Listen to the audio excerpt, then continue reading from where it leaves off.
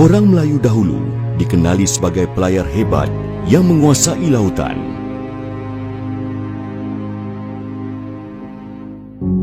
Mereka mampu berlayar jauh dengan hanya membaca bintang dan arah angin tanpa merujuk kepada peta.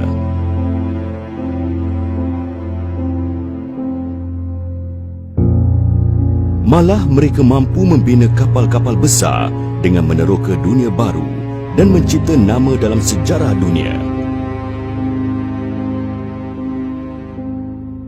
Begitulah hebatnya nenek moyang kita.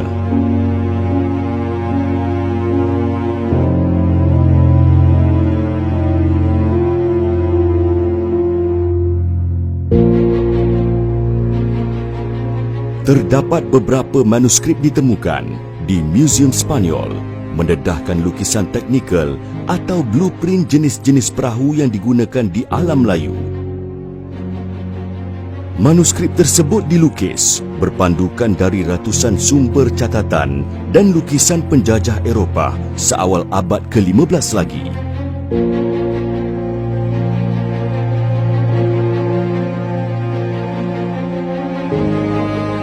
Ia dilukis oleh Rafael Monleon sekitar tahun 1870, seorang pelukis dan pakar sejarah maritim ketika bertugas di Museum Madrid.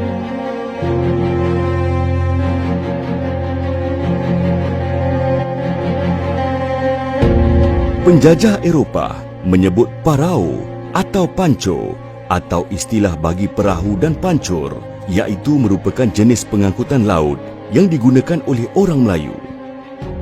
Jenisnya berbeza-beza, sama ada kecil seperti kelok, biduk, hinggalah sebesar-besar daripada jenis jong atau gali. Alfonso de Albuquerque pernah menggelar jong Melayu sebagai penggegar dunia. Ketika mula menghampiri perairan Selat Melaka, Alfonso berasa terkejut apabila melihat saiz jong Melayu yang jauh lebih besar berbanding saiz kapalnya, Flor de la Mar.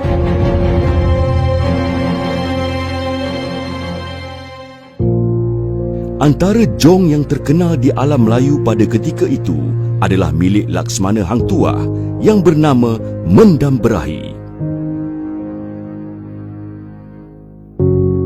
Ia berukuran 180 kaki panjang, 40 kaki tinggi dan mempunyai 3 dek.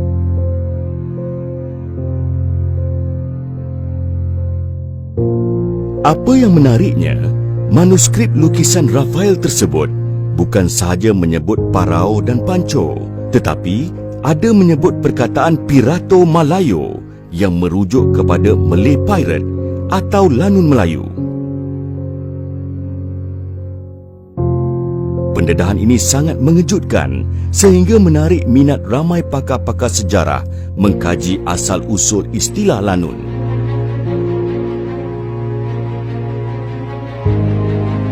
Istilah lanun sebenarnya adalah helah busuk penjajah memburuk-burukkan orang Melayu dalam usaha mereka untuk menghalalkan niat menjajah dunia melalui misi 3G, Gold, Glory and Gospel di alam Melayu.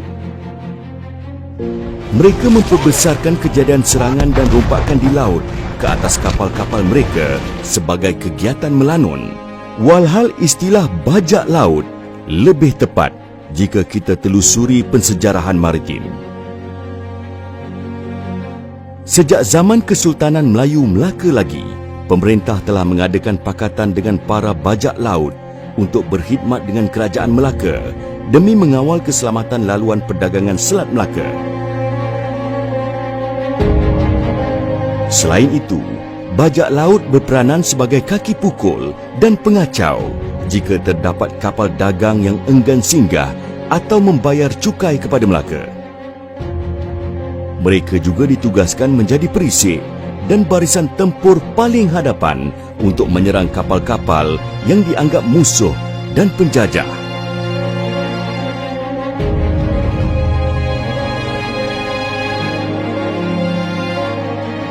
Antara suku bajak laut yang masyhur di alam Melayu adalah suku Iranun atau Irlanun. Suku Iranon berpengkalan di pulau-pulau di utara Borneo dan selatan Filipina merupakan pelaut dan pelayar yang cekap. Mereka menggelarkan diri mereka sebagai King of Seas atau Raja di Laut. Berdasarkan catatan pelayar pada kurun ke-18, Owen Ratton menggelar suku Iranon sebagai The Vikings of Eastern Seas atau Viking Timur Laut yang digeruni oleh para pelayar dari Eropah. Suku Iranon telah membudayakan kerja membajak laut sehingga pelayar Eropah mengalami kerugian yang sangat besar. Kemudian, mereka mempopularkan istilah lanon. Lama-kelamaan, perkataan Iranon berubah menjadi lanon. Lalu, istilah bajak laut mula tenggelam.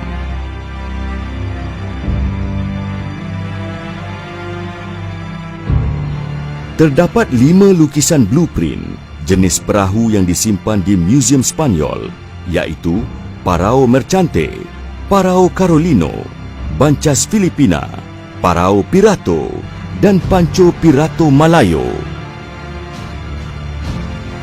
Parao Merchante atau perahu pedagang bersaiz 50 kaki panjang.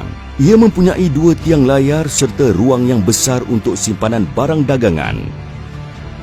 Selain itu, perahu jenis ini dilengkapi dengan 3 buah meriam kecil jenis rentaka. Perahu jenis Carolino adalah salah satu jenis perahu yang efektif untuk tujuan menangkap ikan di laut dalam. Binaannya berukuran 35 kaki panjang. Ia mempunyai sebatang tiang layar dan mempunyai 2 sayap dasar tambahan untuk memudahkan pelaut menaikkan hasil ikan. Sayap tersebut juga dapat menstabilkan kemudi dan melancarkan pelayaran menangkap ikan di tengah laut. Bancas Filipina atau perahu duduk digunakan untuk pelayaran jarak jauh. Ia dilengkapi dengan 2 tiang layar yang besar di samping 12 sayap keting yang mampu meluncur laju ketika berlayar membelah ombak. Nama Filipina berasal dari jenis perahu yang digunakan di Kepulauan Melayu di selatan Filipina.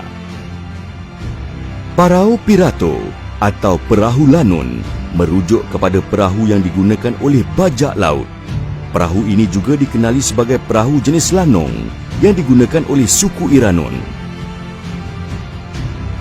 Ia dilengkapi dengan sebiji meriam lela dan 2 buah rentaka di samping 2 tombak besar di hadapan kapal untuk menggempur kapal musuh. Ia berukuran 50 kaki panjang yang mempunyai 2 tiang layar besar dan 1 tiang layar kecil. Perahu ini boleh memuatkan 20 anak kapal dengan 8 dayung besar di kiri dan kanan kapal. Lukisan terakhir sangat unik kerana terdapat nama Malayo atau Melayu. Pancho Pirato Malayo atau Pancur Lanun Melayu mempunyai ukuran yang sangat besar, iaitu mencecah 70 kaki panjang. Lebih 30 anak kapal boleh berlayar dalam satu-satu masa. Ia dilengkapi dengan sebatang tiang layar yang besar dengan hanya 1 meriam lela di bahagian hadapan.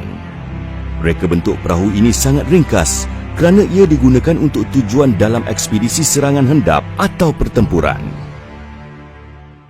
Realitinya, istilah lanon adalah manipulasi sejarah yang diulang-ulang oleh penjajah yang membentuk kepercayaan khalayak sehingga kini.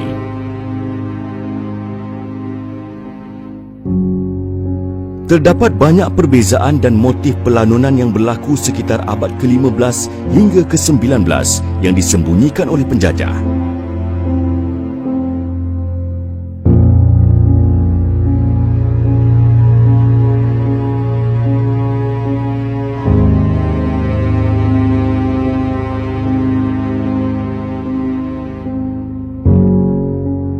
Bangsat Portugis, Belanda dan Inggeris menggelar orang Melayu itu lanon kerana kapal-kapal mereka diserang.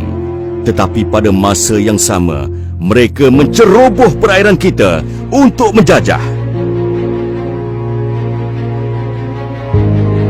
Adakah kita hanya menyambut dengan kompang dan bunga mangga? Wallahu a'lam bissawab.